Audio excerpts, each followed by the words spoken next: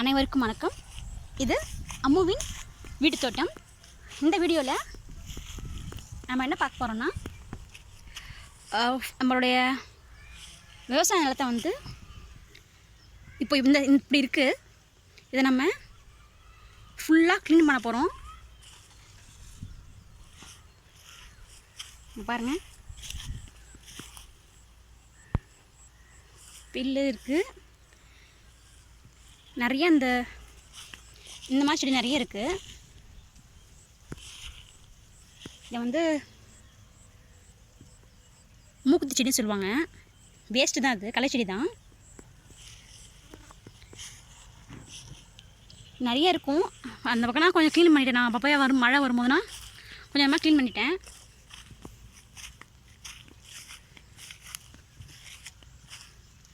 நான் க்ளீன் பண்ணி சின்ன இடம் அந்த கடைசியாக இருக்குது பாருங்கள். அந்த புடவை வேலி கட்டிருக்கல, அதுக்குள்ளே இருக்கிறது தான் நான் ஃபுல்லாக க்ளீன் பண்ணி நட்டது. இந்த மொத்த ஏரியாவும் க்ளீன் பண்ணணும். நம்ம இங்கே வந்து க்ளீன் பண்ணுறது வந்து சாதாரண விஷயம் இல்லை. பண்ணலாம், டைம் எடுக்கும். நம்ம ஒரு ஆள் பண்ணால் டைம் எடுக்கும். நான் அங்கேனா ஒரே ஆள் தான் நான் க்ளீன் பண்ணேன். அந்த பக்கம் இருக்கிறதுனா இங்கே கல் நிறைய இருக்குது. இங்கே பாருங்கள், கிட்டத்தட்ட இது ஃபுல்லாக கல் தான். கீழே ஃபுல்லாகவே கல் தான். அது மாதிரி இந்த நொனா செடியும் எடுக்கணும். மரம் மாதிரி ஆயிடுச்சு, அதை க்ளீன் பண்ணணும். இந்த பக்கம் இருக்குது.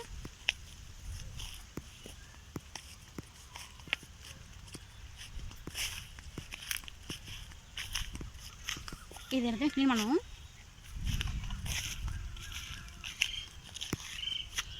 இது இந்த மண் பார்த்திங்கன்னா, நாங்கள் இப்போ தான் போர் போட்டிருக்கோம். கிட்டத்தட்ட ஒரு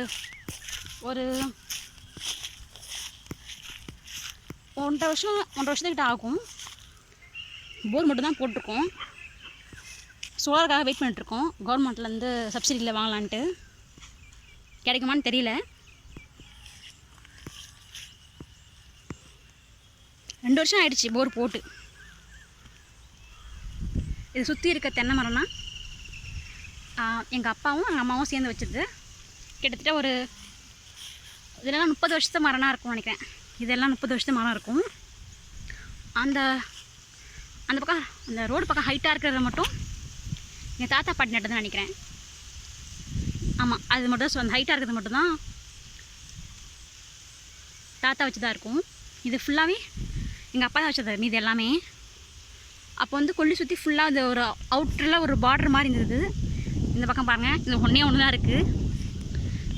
இந்த சின்னதாக இப்போ வளர்கிறது வந்து நானும் என் அக்காவும் சேர்ந்து நட்டது. இது நாங்களும் நிறைய நட்டோம். அது தப்பி இருக்குது ஒன்று தான். சுற்றி பார்த்தோன்னா ஆடு மாடு நிறைய இருக்கும். நம்ம மாடுமே இந்த மேய்ஞ்சிட்ருக்கு. அதனால் அதுங்க இந்த தென்னங்கன்று இல்லை, பொதுவாக எந்த செடி நட்டாலும் அது அவங்க சாப்பிட்டு போயிடுவாங்க. ஸோ இதுக்கப்புறம் தான் வேலி போகணுன்னு நினைக்கிறேன்.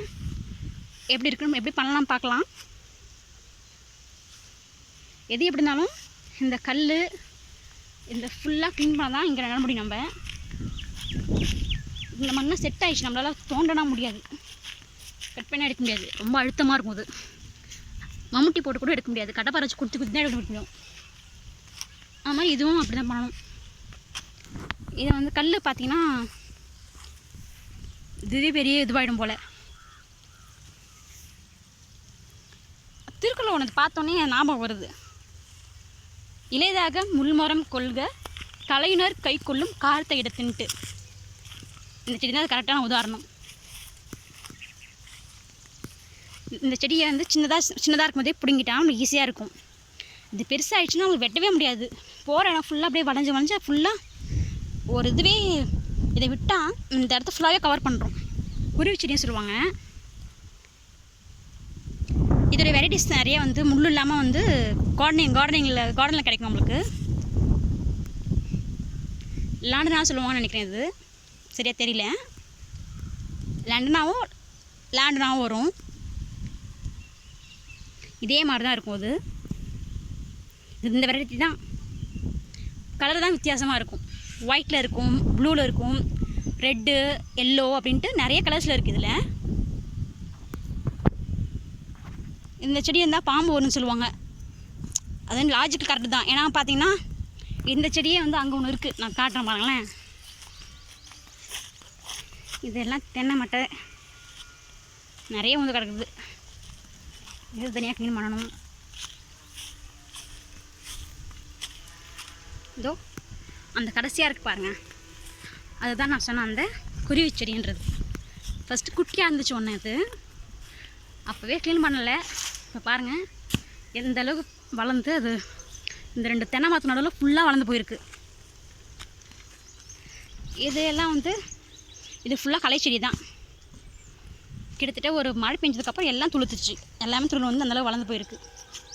இது எல்லாத்தையுமே க்ளீன் பண்ணி ஆகணும். பாருங்கள் அந்த தென்னை மரத்துக்கு இருக்குது. பார்ப்போம். இதான் நடுவில் இந்த எருக்கஞ்செடி மலர்ந்துருக்கு. சரி இதை மட்டும் விட்டு வைக்கலான்னு தோணுச்சு. ஏன்னா விநாயகர் சதுர்த்தி வருது இல்லை, அதுக்கு பறிச்சிக்கலாம். பறிச்சுட்டு அப்புறம் வெட்டி விட்டால் நம்மளுக்கு ஏதாவது உரம் தயாரிக்க பயன்படும். இலை கரைச்சலாம் பண்ணுவோம்ல, அதுக்கு தேவைப்படும். ஆனால் ஓரமாக வைக்கணும், நடுவில் இருந்தால் வேறு எந்த செடியும் வைக்க முடியாது நம்மளால். பார்க்கலாம்.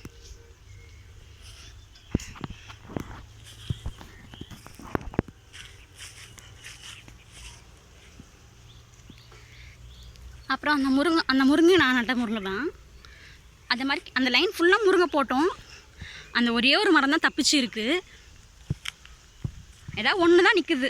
கிட்டத்தட்ட அந்த அந்த டிரான்ஸ்மரத்தில் வந்து இது வரைக்கும் போட்டது ஃபுல்லாக ஒரு 10 இடத்துல போட்டிருப்போம். ஆனால் எதுவுமே இல்லை, அது ஒன்று தான் இருக்குது. வேலிலாம் போட்டுட்டா நம்ம நிறைய வச்சிடலாம். அதில்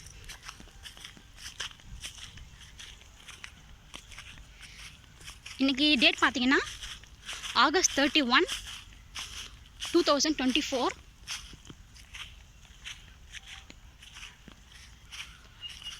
நம்ம இடத்துல ஃபுல்லாக அங்கங்கே அந்த மட்டை தான் கிடைக்கும். நிறைய எடுத்துகிட்டு போய் அடுப்பு எரிய போட்டாச்சு, அப்பையும் கிடக்குது. இன்னும் கொஞ்சம் எடுத்து உரத்துக்கு போட்டுருவேன். அதுவாக மக்கிடும் இல்லை, மக்கள் எடுத்து செடிக்கு யூஸ் பண்ணிக்கலாம். இல்லை அப்படியே விட்டாலும் மக்கி போயிட்டு அந்த இடத்துல 20 தான் மாறப்போகுது. ஆனால் இப்போ பெருசாக இந்த ஒரு பாதிப்பு இல்லை. அதனால்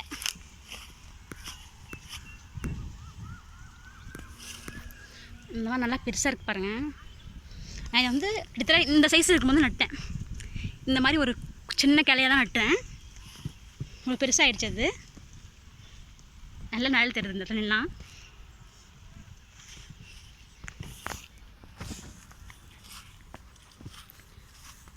இங்கேயும் ஒரு குருவி செடி வளர்ந்துருக்கிற மாதிரி. இங்கே இருந்தெல்லாம் ஃபஸ்ட்டு க்ளீன் பண்ணி அப்பப்போ கொஞ்சம் கொஞ்சமாக மழை வரும்போதுனா கொஞ்சம் கொஞ்சமாக க்ளீன் பண்ணிடுவேன். இப்போ இருந்தாலும் இந்த தடவை ரொம்ப அது அதிகமாக இருக்குது அந்த பக்கம்னா.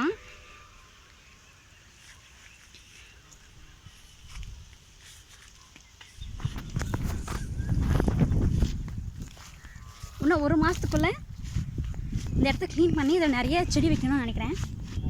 எந்த அளவுக்கு நம்ம பண்ணுறோம், அதில் எந்த அளவுக்கு நான் பண்ணுறேன் அப்படின்றத பார்க்கலாம். உங்களுக்கு ஏதாவது ஐடியாஸ் தோணுச்சுன்னா இந்த இடத்துல என்ன பண்ணலாம் அப்படின்ட்டு தோணுச்சுன்னா சொல்லுங்கள். தண்ணி வசதி இல்லை, மழை தண்ணி தான் நம்பி இருக்கோம் ஃபுல்லாக. இப்போதைக்கு மழை தண்ணி தான். நம்ம சோலாராவது வேறு ஏதாவது இந்த ஃபெசிலிட்டி மோட்டர் அரேஞ்ச் பண்ணால் தான் தண்ணி இறைக்கும். 1 மாதத்துக்கு அப்புறம் இந்த இடம் எப்படி இருக்குன்னு நம்ம பார்க்கலாம்.